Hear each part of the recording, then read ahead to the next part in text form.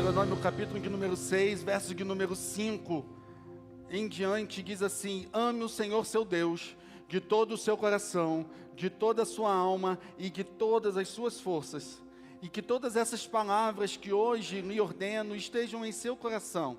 Ensine-as com persistência a seus filhos.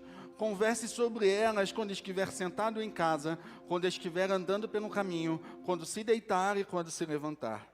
Amarre-as como um sinal nos braços e prenda-as na testa. Escreva-nos em batentes das portas da sua casa e em seus portões. Agora você acompanha aí nos slides, Mateus 22, do 37 ao 38, diz assim: e respondeu Jesus: ame o Senhor seu Deus de todo o seu coração, de toda a sua alma, de todo o seu entendimento, e este é o primeiro e o maior mandamento. Erga suas mãos para cá. Ore pela minha vida, ministre uma palavra de bênção sobre mim. Pai, em nome de Jesus, eu me coloco à tua disposição, Senhor Deus, e te peço que o Senhor fale as nossas vidas nessa noite. Pai, em nome de Jesus, toda e qualquer, Senhor Deus, resistência à ministração da tua palavra, nós repreendemos agora e te pedimos, Senhor, que o Senhor fale conosco. Pai, em nome de Jesus, fala aos nossos corações. Nós te clamamos, Senhor, em nome de Jesus. Amém. Podem sentar, queridos, amém? Louvado seja Deus. 2 minutos e meio. Queridos, presta atenção numa coisa. Nós temos, nesses 2 textos que nós acabamos de ler, nós temos 2 afirmações sobre amar a Deus. Uma no Antigo Testamento e outra no Novo Testamento. E 2 afirmações muito similares. E é exatamente sobre isso que eu quero falar com vocês nessa noite. Sobre amar a Deus, sobre amar ao Senhor. Presta atenção, nesses 2 textos, os 2 textos eles vão falar: ame o Senhor de todo o coração, de toda a alma, de toda a força, com todo o tempo, com todo o entendimento. E Mateus ainda vai dizer a seguinte coisa, como o maior mandamento. Presta atenção, queridos, presta atenção, foco aqui. Como diz o cara da televisão, foca em mim. Presta atenção, queridos, Quando o Senhor diz em Mateus que esse é o maior mandamento, é porque, queridos, aquela pessoa que é aperfeiçoada em amor, ela não precisa de lei, ela não precisa de regra, ela não precisa de coisa alguma, queridos, para viver aquilo que o Senhor tem para ela. Quem é aperfeiçoado em amor, não precisa que alguém diga para ele o que ele precisa ou não fazer. Vocês estão entendendo? Quem é aperfeiçoado em amor, não precisa de regras, não precisa de leis, queridos. Sabe por quê? Se você ama a sua família, você não precisa que alguém chegue para você e fale: você tem que fazer isso pela sua casa. Você vai fazer. Se você ama seus filhos, você não precisa que ninguém diga o que você precisa fazer. Se você ama a sua igreja, você não precisa que ninguém diga para você o que você precisa fazer pela sua igreja. Se você ama a Deus, ninguém precisa te dizer o que você vai fazer para Deus, porque o próprio amor já nos constrange a fazer, o próprio amor já nos impulsiona a fazer algo, queridos. Porque quem é aperfeiçoado em amor não precisa de regras, não precisa de leis. E essas 2 afirmações são 2 afirmações muito fortes, queridos. São 2 afirmações muito fortes. E eu já começo essa mensagem te perguntando. Eu já começo a mensagem perguntando para você: você ama a Deus? Você ama o Senhor? Não precisa responder. Você ama a Deus? Você ama a Deus verdadeiramente de todo o seu coração? Você ama a Deus com toda a sua alma? Você ama a Deus com todas as suas forças? Você ama a Deus em todos os lugares? Você ama a Deus de todas as formas? Porque, querido, o nosso maior propósito é amar a Deus. O nosso maior propósito de vida é amar o Senhor. Na cabeça de quase todo cristão, existem alguns afazeres para Deus. Ele precisa obedecer a Deus, ele precisa temer a Deus, ele precisa cantar, pregar, servir, orar, ler a palavra. e fazer um monte de coisas. Querido, tudo isso é importante, mas presta atenção numa coisa: você só consegue fazer isso se você amar ao Senhor. Ele quer, acima de tudo, que você o ame, porque aquele que é aperfeiçoado em amor consegue viver a plenitude daquilo que o Senhor tem para a vida dele. Porque, queridos, entenda, o Evangelho de Jesus, e algumas pessoas até falam isso, mas ser crente é muito difícil. De fato, queridos, ser crente vai ser um desafio. E vai ser muito difícil para aqueles que não amam, porque para aqueles que não amam, não vão conseguir entender determinadas palavras. Aqueles que não amam não vão conseguir entender: negue-se a si mesmo, tome a sua cruz e siga-me. Aqueles que não amam não vão conseguir entender uma palavra que: aquele que não comer da minha carne e não beber do meu sangue, não tem parte comigo. Aqueles que não amam, não conseguem entender essas palavras e de fato se tornam pesadas. Mas aqueles que amam, aqueles que verdadeiramente amam a Jesus, entendem que essas palavras não são fardos, mas essas palavras são promessas de vida.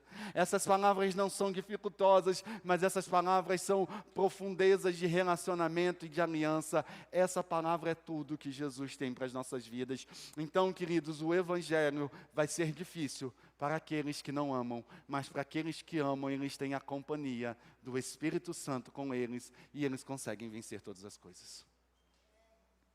Então entenda, meu amado, amar a Deus implica você viver numa vida de santidade e de amor, uma vida de totalidade de amor. Porque 1 João vai me dizer isso: se vocês me amam, vocês obedecerão os meus mandamentos. Se vocês me amam, vocês vão obedecer os meus mandamentos. E muitos, queridos, obedecem ao Senhor por medo. Muitos obedecem ao Senhor porque tem medo do inferno, medo de ser castigado, medo de não ganhar bênção, medo de não ser abençoado mais. Tem medo. Mas, querido, presta atenção numa coisa: se você tem medo, é porque você ainda não está aperfeiçoado no amor de Jesus. Porque a palavra de Deus diz em 1 João que o verdadeiro amor lança fora todo medo. O verdadeiro amor lança fora todo medo. Se você está com medo, e se você vive uma vida com medo, é porque você verdadeiramente não ama o Senhor ainda. Você ainda não entendeu o que é amar ao Senhor. O verdadeiro amor lança fora todo medo. Se você não peca porque você tem medo de perder uma bênção, você já perdeu a bênção. Se você não peca porque você tem medo do diabo, saiba que o diabo anda contigo. Mas se você vive toda uma vida de amor ao Senhor, a preocupação da bênção é secundária. Se você ama ao Senhor, você não tem medo do diabo, queridos. Se você vive uma vida de amor ao Senhor, você sabe, queridos, que o maior de todos os amores, o maior de todas as paixões, o maior de todos é o amor de Jesus pelas nossas vidas. E o Evangelho de Jesus, queridos, não foi ensinado por medo, mas ele foi ensinado por amor. E eu abro até um parênteses aqui para te falar que a maioria dos governos, que são governos vis, governos ruins, lideranças pobres, baixas, elas fazem um governo pelo medo e não um governo pelo amor. Quando você, quer ver se identifica para ver se você não faz isso. Quando você às vezes não sabe como lidar com seu filho, a primeira coisa que você fala é: algo vai acontecer se você fizer isso. Teu filho está tocando terror na igreja. Ó, o pastor está chegando, olha o pastor chegando. A gente passa perto da criança, ela parece que ela está vendo um demônio na frente dela. E é o pastor que está chegando. Tem criança, irmão, se a gente for botar a mão para começar a orar por ela, a criança começa a chorar: meu Deus, o pastor. Não, queridos, eu já falei, pelo amor de Deus, não façam isso aqui nem Jesus. Quando a gente não sabe como lidar com o assunto, por exemplo, com o nosso filho sobre sexo, aí a gente fala: não faça sexo, porque sexo é ruim. Se você fizer sexo antes do casamento, você vai morrer e vai para o inferno. Tá, mas e por quê? E como assim?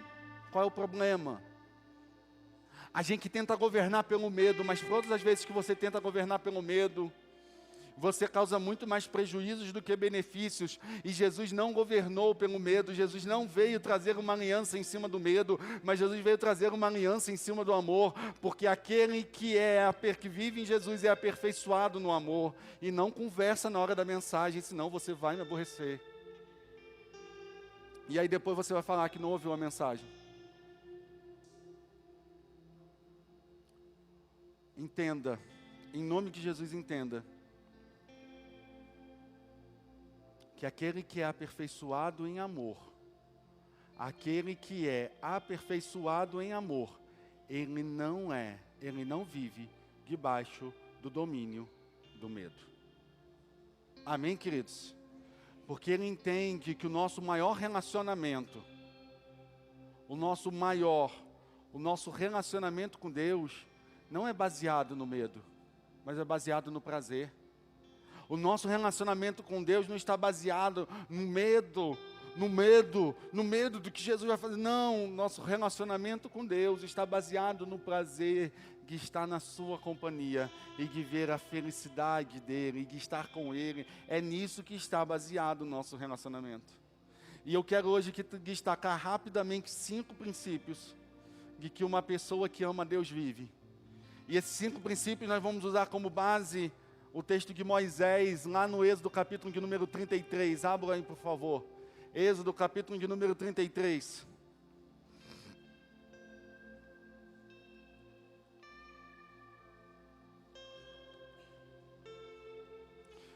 Diz assim, Êxodo 33, 7.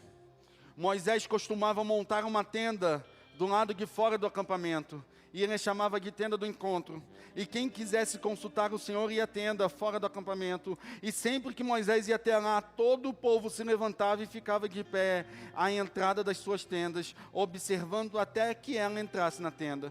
Assim que Moisés entrava, a coluna de nuvem descia e ficava à entrada da tenda, e enquanto o Senhor falava com Moisés. E quando o povo via a coluna de nuvem parada à entrada da tenda, todos prestavam adoração em pé, cada qual na entrada de sua própria tenda. E o Senhor falava com Moisés face a face, como qualquer um fala com o seu amigo. E depois Moisés voltava ao acampamento, mas Josué, filho de Num, que lhe servia como auxiliar, não se afastava dessa tenda. Primeira coisa de quem vive o amor de Deus e que ama ao Senhor, a primeira coisa de quem é um verdadeiro amante do Senhor, aquele que ama o Senhor verdadeiramente, ele prioriza um tempo no secreto com o Senhor. Versículo de número 7 vai te dizer a seguinte coisa: Moisés costumava montar uma tenda do lado de fora do acampamento, e ele a chamava tenda do encontro. Queridos, presta atenção, e eu já falei diversas vezes nessa igreja sobre essa questão do secreto, sobre a questão do encontro, sobre a questão de vivermos a graça do Senhor, sobre a questão de vivermos a graça e a plenitude do Senhor. Presta atenção numa coisa, queridos, com os amigos você tem comunhão, no trabalho você faz reunião e você encontra as pessoas, na família você tem um tempo de lazer, mas com Deus você só conhece Deus na intimidade com Deus. Deus só se revela a você no secreto, como diz Mateus: entra para o teu quarto, fecha a tua porta e ora o teu Pai que está nos céus em secreto. Pastor, eu não consigo ficar no quarto orando em secreto, muitas das vezes eu sei, mas o secreto que ele está querendo dizer aqui não é um local físico, mas é um local no teu coração, aonde você e Deus têm um tempo só vocês dois, e Ele pode introduzir você, como diz em Cântico dos Cânticos, na recâmara dEle, e colocar sobre você o estandarte dEle, que é o amor, diz a palavra, e ministrar sobre a sua vida, e gerar em você a graça dEle. É só no secreto que isso acontece, meu amado, porque Deus deseja nos encontrar no secreto, muito mais do que no coletivo. Eu posso te dar princípios, queridos. Eu posso falar a palavra para você, mas o que vai transformar o teu coração é a presença de Deus, queridos. É a palavra junto da presença, meu amado. É você viver o secreto com Ele. Quem ama ao Senhor, prioriza a presença dEle. Porque uma das maiores expressões de amor é a exclusividade. Jesus, o Senhor Deus, Ele tem uma linguagem de amor. E a linguagem de amor dEle é tempo de qualidade. Na verdade, Ele manifesta todas as linguagens de amor. E nesse ponto aqui, a linguagem de amor dEle é tempo de qualidade. Jesus quer você no secreto. Quando você ama a Deus, você prioriza Deus. Deus não pode ser apenas um compromisso de domingo, mas Deus precisa ser a intimidade da segunda-feira. Precisa ser a intimidade da segunda-feira, queridos. Entenda isso. Uma das maiores expressões de amor é a exclusividade. Tenha exclusividade com Deus. Segundo ponto de que quem ama o Senhor vive é: aqueles que amam o Senhor servem a Ele em sua casa. Versículo de número 7, parte B, diz: e quem quisesse consultar a Deus ia à tenda fora do acampamento. Sabe por quê? Porque Moisés estava lá servindo. Queridos, presta atenção, nós não vamos ficar a vida inteira dentro do nosso quarto buscando a Deus. Nós não vamos ficar enclausurados a vida inteira somente nós e Deus, não, queridos. Sabe por quê? Porque nós temos que receber no secreto para servir no coletivo. Nós recebemos no secreto e ministramos no coletivo. Nós recebemos na intimidade e ministramos sobre todo o povo, porque nós buscamos a Deus que está nos céus para servir as pessoas que estão na terra. Quem é de Jesus e quem ama Jesus, em algum momento serve, porque o amor de Jesus é a base do nosso serviço. Vocês estão entendendo, meu querido? Você pode fazer tudo, mas se você não tiver o amor por que você está fazendo, isso é vazio. Isso é vazio. Já diz a palavra. Nós precisamos buscar nos céus para servir no secreto. Nós precisamos fazer isso. Nós precisamos agir de acordo com o nosso amor. Você ama a Deus? Haja conforme o seu amor pelo Senhor. Você ama Deus? Haja conforme o seu amor para o Senhor. Você ama Deus? Haja conforme o seu amor com o Senhor. Haja conforme o seu amor com o Senhor. 1 João, capítulo número 3, verso de número 18, diz: filhinhos, não amemos de palavra e nem de boca, mas em ação e em verdade. Quem ama, queridos, age. Quem ama, pratica. Quem ama, age. Quem ama, pratica. O Senhor pergunta para Pedro a seguinte coisa: Pedro, tu me amas? O que é que Pedro responde? Vamos lá, irmãos. Participem. Pedro, tu me amas? E aí o Senhor diz: Pedro, tu me amas? E aí ele responde o quê? Sim, Senhor. E aí o Senhor pergunta pela terceira vez: Pedro, tu me amas? E aí ele fala o quê? Senhor, tu sabes. Já cansei de falar, agora tu sabes. E aí o Jesus então vira para ele e fala: então, pastorei as minhas ovelhas. Sabe por quê? Porque quem ama, cuida. Quem ama, serve. Quem ama, cuida, e quem ama, serve. Você não adianta você falar que você ama a minha vida, mas se você não cuida da minha vida. Não adianta você falar que ama em Jesus se você não cuida da em Jesus. Não adianta você falar que ama seu marido se você não cuida do seu marido. Não adianta você falar que você ama a Deus e se você não serve a Deus, queridos. É por isso que esta igreja tem como ponto basilar o serviço. Porque amar é o nosso respirar e servir é o nosso DNA. Em algum momento da nossa vida, nós precisamos manifestar o DNA de servo e servir independente da nossa vontade. Porque foi assim que Jesus nos ensinou e assim que Ele quer que nós façamos. É dessa forma. O DNA de servo está em todo aquele que nasceu de novo. Por isso que essa igreja não favorece o crente 3S. que é o crente 3S? Vamos de novo? Salvo, sentado e satisfeito. Queridos, crente salvo, sentado e satisfeito não fica nem Jesus. Porque Jesus não nos chamou para ficar salvo, sentado e satisfeito, irmãos. Jesus nos chamou para servir, porque quem ama serve. Quem ama serve. Ele não poderia ter ficado lá no relacionamento com o Pai, mas ele resolveu, irmãos, sair da sua zona de conforto e vir e nos servir, irmãos, porque quem ama, serve. Quem ama, serve. Bill Johnson, pastor da Bethel Church nos Estados Unidos, ele diz uma expressão muito bonita. E ele diz a seguinte coisa: Jesus nos mostrou que o melhor serviço vem dos que não são de fato servos assalariados, mas de amigos íntimos que assumem um papel de servos como uma expressão grande de amor. Você tem servido a Deus? Você tem servido ao Senhor? O reino precisa do seu serviço, do seu trabalho. Você tem feito? Ou você tem dado a desculpa de que você não tem tempo? Tem uma frase recebida dos céus, com uma grande verdade nela, e que é um outro ponto basilar dessa igreja, que diz a seguinte coisa: quem quer faz, quem não quer inventa desculpa. Quem quer faz, e quem não quer inventa desculpa. Porque, queridos, eu tenho certeza que quando você quer fazer alguma coisa, você faz. Quando você quer, irmãos, não tem tempo com chuva, não tem tempo com sol, não tem seca, não tem cansaço, não tem dificuldade, você arruma um jeito, irmãos, e você faz. Você arruma um jeito e você faz. Porque quem quer faz.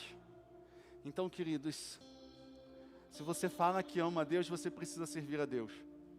Se você só serve ao Senhor, aliás, se você só quer ser servido pelo Senhor no domingo, tem alguma coisa de errado na sua vida. Terceira coisa, que aqueles que amam a Deus influenciam os outros. Reparem, queridos, sempre que Moisés ia até lá, todo o povo se levantava e ficava de pé, à entrada de suas tendas, observando, até que ele entrasse na tenda. Presta atenção, meu amado, o seu amor por Deus vai naturalmente produzir uma reação nas pessoas à sua volta. É necessário que isso aconteça. É necessário que isso aconteça, queridos. O texto diz que quando Moisés entrava na tenda, as pessoas iam e ficavam em pé. As pessoas ficavam em pé, porque é necessário, queridos, que o seu amor influencie. O seu movimento em direção a Deus precisa tirar as pessoas da inércia. Você precisa ser um homem ou uma mulher contagiante, queridos, que contagia mesmo as pessoas. E as pessoas precisam sentir o amor de Deus do teu lado, queridos.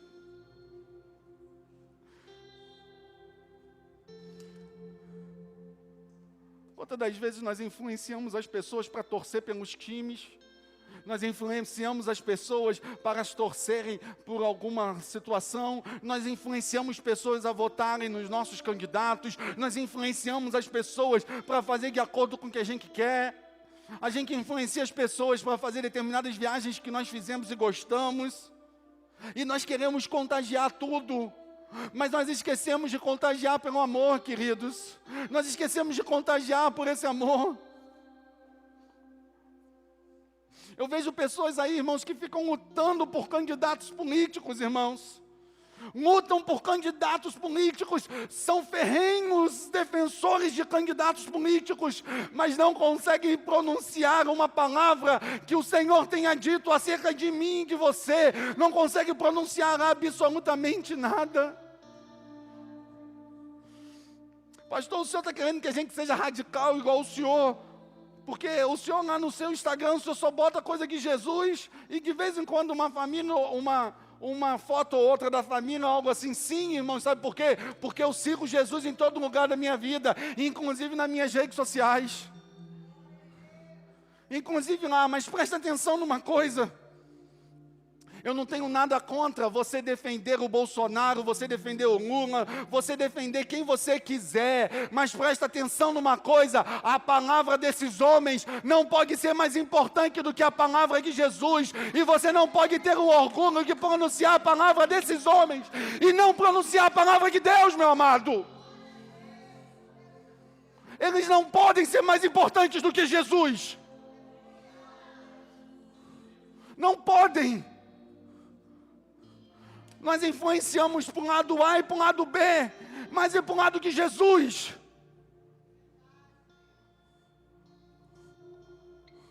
As pessoas precisam ser contaminadas, contagiadas. As pessoas precisam ser impulsionadas pelo nosso amor por Jesus, irmãos.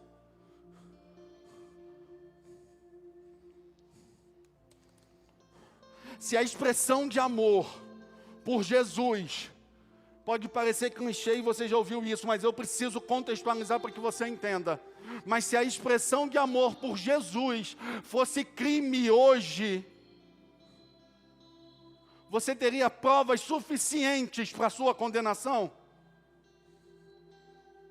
Você já parou para pensar nisso, queridos? Nós temos uma vida muito boa como igreja no Brasil. Nós temos uma vida muito boa como igreja no Brasil. Se você quiser saber depois um pouco sobre igreja perseguida e o que é ser uma igreja perseguida, conversa com o irmão William. Faz sinal com a mão aí, William, para o pessoal saber quem é você aí, ó. O William vai te falar o que é viver uma igreja perseguida. Nós temos muita facilidade no Brasil, irmãos. Mas será que se de repente começasse a entrar uma perseguição, será que a gente está mesmo a fim de influenciar os outros e dizer: ei, vamos morrer junto, mas vamos morrer pela causa do Evangelho? Será que você vai ser o que vai contaminar, ou será que você vai ser o que vai desanimar as pessoas?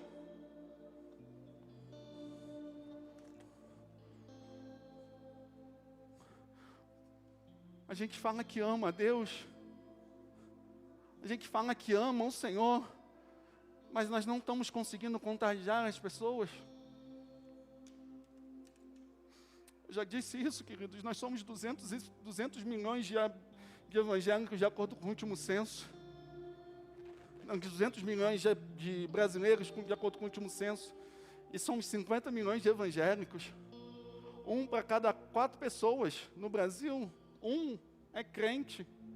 Será que a gente não está conseguindo contagiar 3 com o amor de Jesus, irmãos? Será que a gente não está conseguindo contagiar 3 com o amor de Jesus? Qual é a influência do amor que nós falamos? Nós temos Jesus como uma religião, irmãos. Não, Jesus não é uma religião, e eu já disse isso. Jesus é um relacionamento de vida, queridos. E você precisa ser contagiado por esse amor, e você precisa contagiar outros por esse amor, queridos.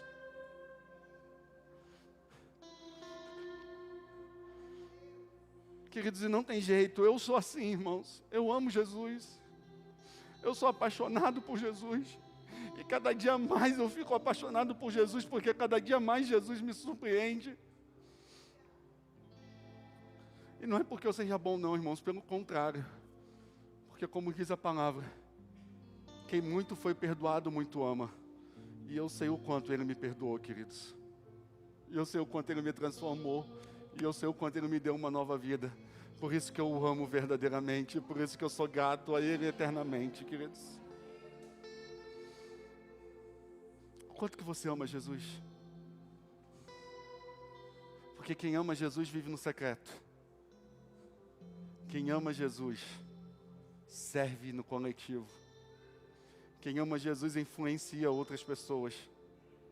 Quem ama Jesus vive o sobrenatural, vive experiências sobrenaturais. Versículo de número 9 diz: e assim que Moisés entrava, a coluna de nuvem descia e ficava à entrada da tenda, e enquanto o Senhor falava com Moisés, eles tinham uma ação sobrenatural. Queridos, por que você está se contentando viver um ambiente natural? Se Jesus que chamou para viver um ambiente sobrenatural, se Jesus que chamou para você viver um tempo de milagre, um tempo, queridos, aonde você se move no natural, mas você produz uma ação no sobrenatural, meu amado. Porque aqueles que vivem experiências sobrenaturais são aqueles que amam a Jesus. Presta atenção, aqueles que não amam não vão viver experiências sobrenaturais. Não vão viver, queridos. Porque não ama, mas quem ama vai viver ações sobrenaturais. E eu preciso que dizer, não fica se baseando a sua vida pelo natural, não entre em desespero pelo natural, não fique achando que você está aqui, que está tudo ruim e que nada dá certo. Não, queridos, se você ama Jesus, você pode viver no sobrenatural, porque o sobrenatural está disponível para você. O milagre é para aqueles que amam, o milagre é para aqueles que vivem Jesus. Os milagres é para esses, meu amado. O milagre é para esses. Pastor, mas a minha vida está difícil. O senhor não sabe o quanto a minha vida está difícil. O senhor não sabe quantos problemas eu estou passando. Presta atenção, crente. A sua vida não está difícil. Muda. A sua vida não está difícil. A sua vida está favorável para os milagres.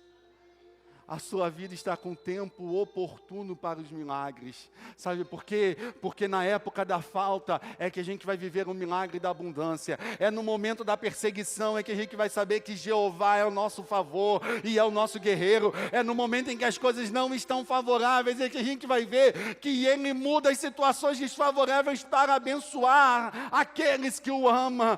Porque como diz a palavra, todas as coisas cooperam para o bem daqueles que amam a Deus. Se você ama, querido, quando você vê um problema, ele não é um problema, mas ele é um terreno fértil para a manifestação de um milagre. É um terreno fértil para a manifestação de um milagre.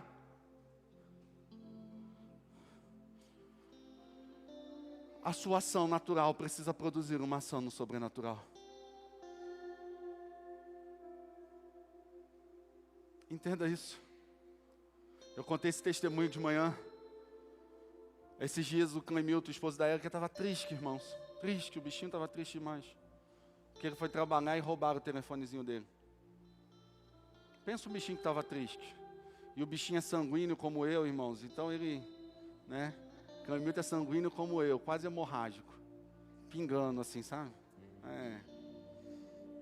E ele estava triste e ele veio. Quando ele passou perto de mim, ele passou com aquela carinha, sabe aquelas carinhas de cachorrinho que caiu da mudança e que o caminhão foi embora e que ficou no meio da rua? Era a carinha que ele estava. E aí ele chegou, encostou a cabeça no meu ombro, e o Senhor me deu uma palavra no meu coração, e o Senhor virou e falou para ele a seguinte coisa: presta atenção, não te roubaram o seu telefone, não roubaram o seu telefone. Jesus que permitiu que tirassem de você, porque Jesus quer te dar algo novo. E eu falei isso para ele num dia, e 2 dias depois, irmãos, ele ganhou um iPhone 13, irmãos, para a honra e glória do nome de Jesus. Presta atenção numa coisa, as adversidades, tem crente falando aí, Jesus, pode levar, toma aqui, ó, Jesus, tem uns crentes falando, tá aqui, Jesus está aqui, ó, pode, não estou nem sabendo, está aqui. Queridos, presta atenção, muda sua frase, viva o sobrenatural, o tempo adverso é um local favorável para os milagres de Deus. Viva isso. E última coisa, aqueles que amam a Deus, discipulam para a próxima geração.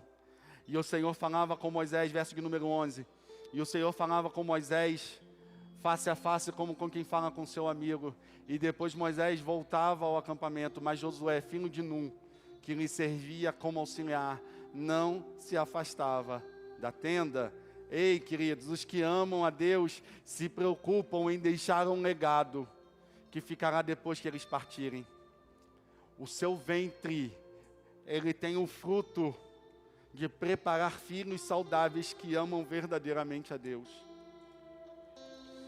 Queridos, às vezes eu sou taxado como chato, como enjoado, como uma pessoa que não dá sossego. Mas é porque, queridos, eu posso falar como o apóstolo Paulo, eu estou como quem está com dores de parto, contanto que Cristo seja gerado em vós. Eu luto, queridos, todo santo dia, para que vocês amem a Deus de forma com todo o coração, de toda a sua força, com todo o seu entendimento. Você quer ver algo que me consome? É quando eu vejo alguém maltratando Jesus e tratando Jesus de qualquer maneira, servindo Jesus como se Jesus fosse uma mera religião. Isso destrói, isso acaba comigo, eu fico mal, queridos, eu confesso a vocês que eu fico mal. Sabe por quê? Porque o meu desejo é que todos vocês possam amar Jesus de uma forma tal que nada mais se importa a não ser o amor com Jesus. Josué fez isso na vida, aliás, Moisés fez isso na vida de Josué, ao tal ponto que Josué tinha o mesmo espírito.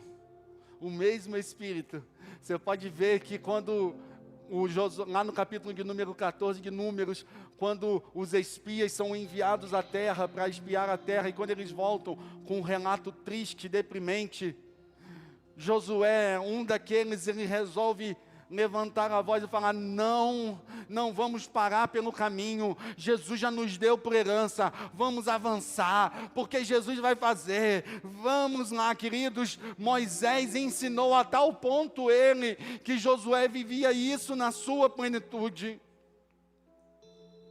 O que você quer deixar hoje? Qual o legado que você quer deixar para as pessoas que estão próximas a você? Moisés, um pouco antes de morrer, ministrou sobre Josué uma unção dobrada. E Josué 23:11 diz que, por isso, Josué disse: dedique-se com zelo e amar ao Senhor seu Deus. Moisés foi bem sucedido em formar um discípulo. Você tem formado um discípulo de Jesus? O seu amor tem contagiado alguém ao ponto de ela olhar para você e falar: cara, eu quero ser isso. Uma das coisas mais lindas que eu já ouvi nessa igreja foi do Gabrielzinho, do meu outro Gabriel. Eu tenho 2 filhos Gabriéis, né? Eu tenho o Gabriel eu tenho o Gabriel biológico, né, e do coração, e eu tenho o Gabriel do coração, que é o filhinho da Ana, que está lá atrás e já levantou a mão.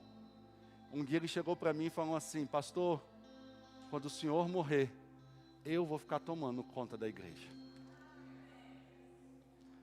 O garoto tem 11 anos de idade, irmãos. Aí você acha que eu fiquei: não, garoto, você é muito novo. Nada, irmãos, eu vibrei, irmãos.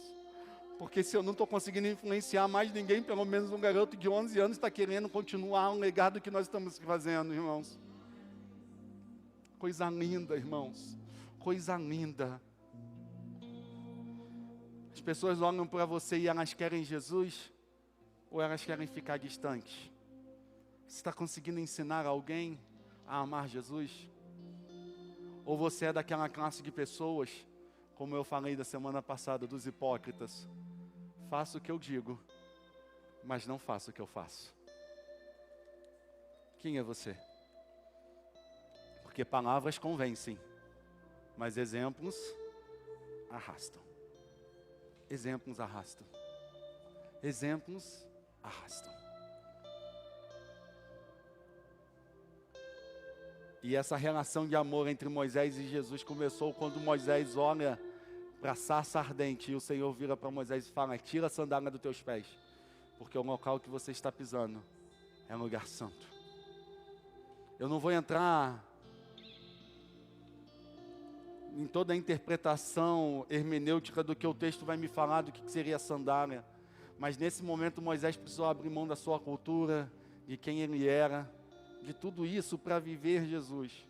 Preste atenção numa coisa: talvez você ainda nem conheça Jesus na totalidade.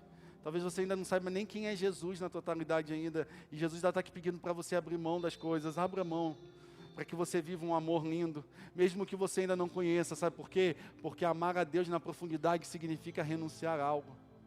Você vai precisar renunciar a algo.